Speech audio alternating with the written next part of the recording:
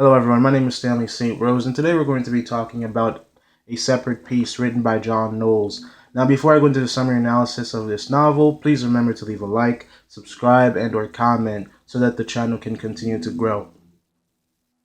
Now, a separate piece gives us a look into the lives of Jean and Finney. They're the main characters that we focus on, and we kind of understand what happens in their lives and what happens in their story. Jean and Finney, they go to this boarding school by the name of Devon in New Hampshire in the book, and they're living their lives. They have a lot of aspirations. Finney is this extremely athletic kid.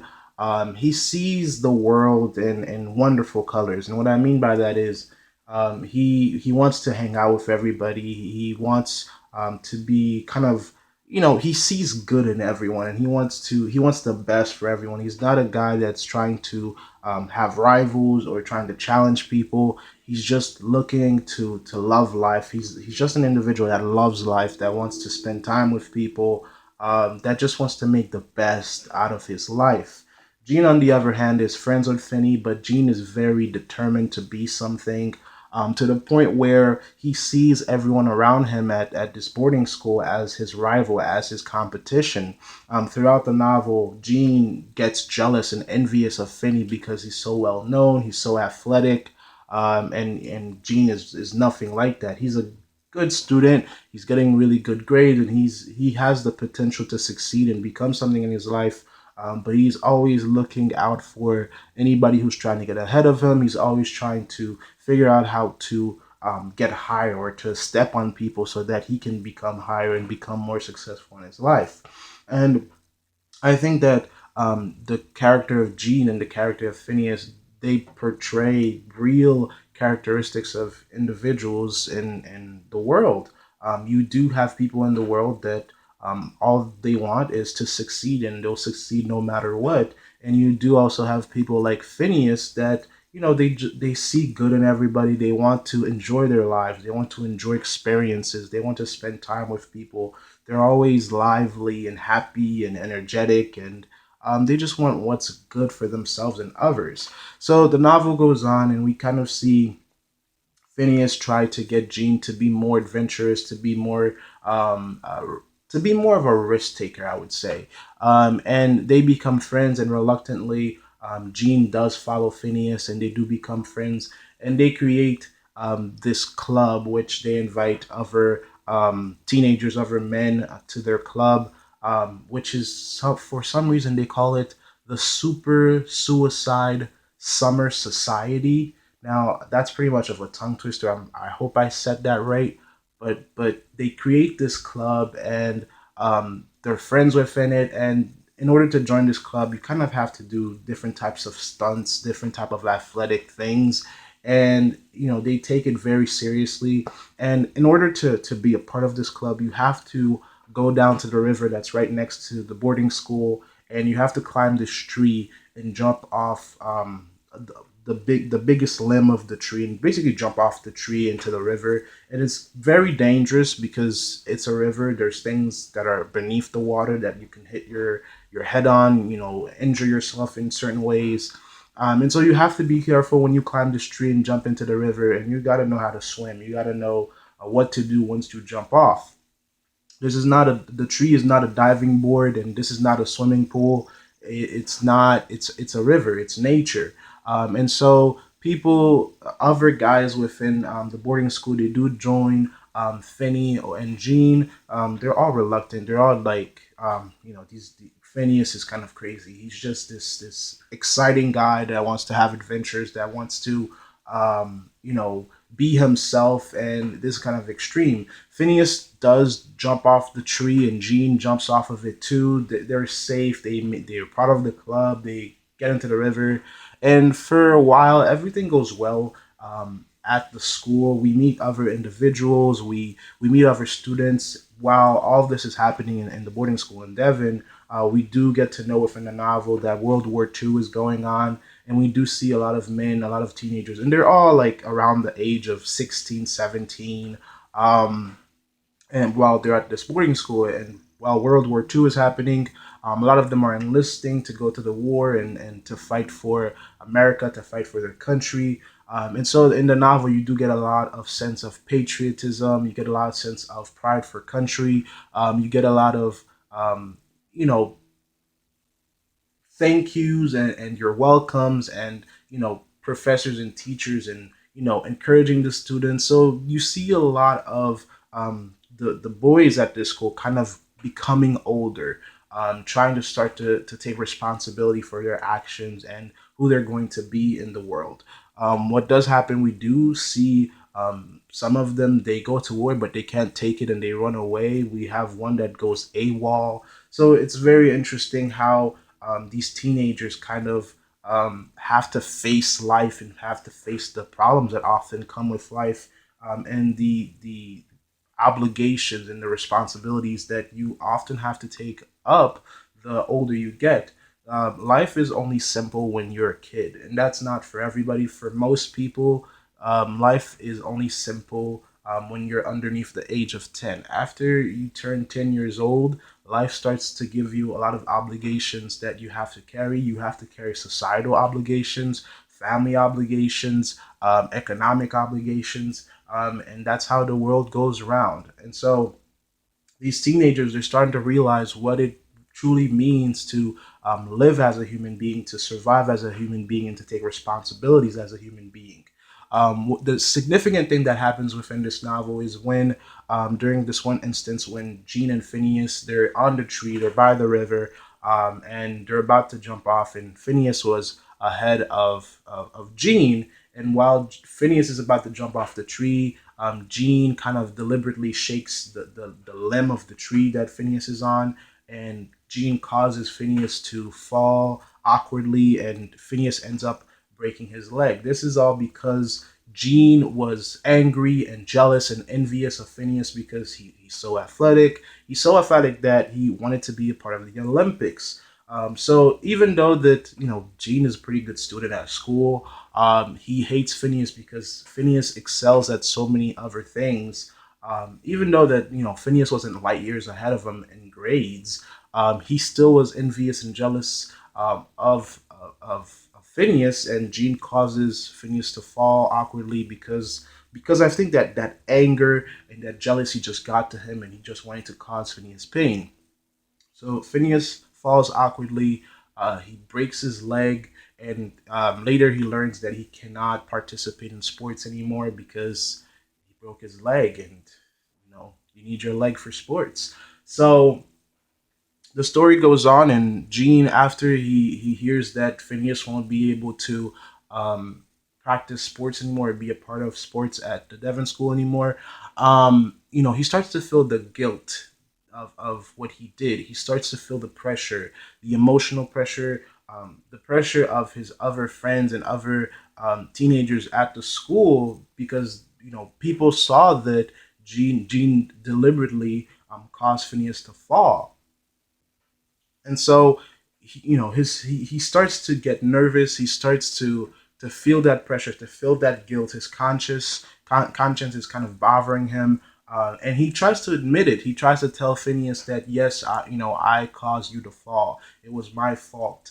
And Phineas won't allow him to say that, because Phineas, he just sees the world in such a wonderful color. He sees the good in people. He sees he just wants to see the best in people.